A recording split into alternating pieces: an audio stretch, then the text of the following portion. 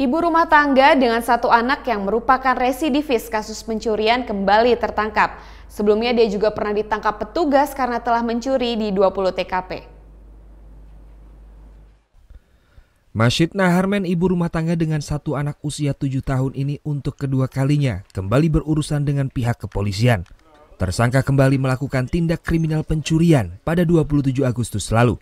Tersangka mencuri uang di dalam Mall Level 21 Denpasar. Niatnya muncul setelah dia melihat dompet yang tersimpan di sebuah baju pajangan. Di dalam dompet terdapat uang hasil penjualan yang disimpan oleh seorang karyawan saat pergantian jam kerja. Nah, pada saat aplusannya hasil penjualan itu ditaruh di dompet. Jadi dompet itu ditaruh di baju-baju di pajangan itu.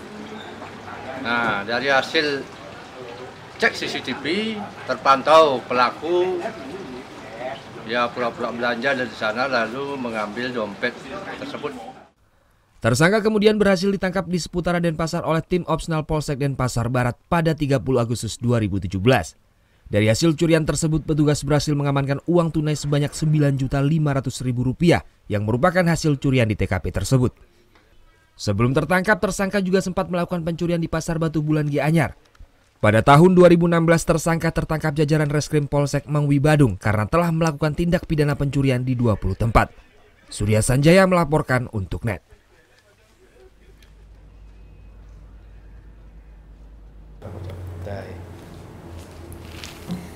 Udah selesai kan nontonnya? Nah, jadi jangan lupa buat like, komen, dan subscribe ya.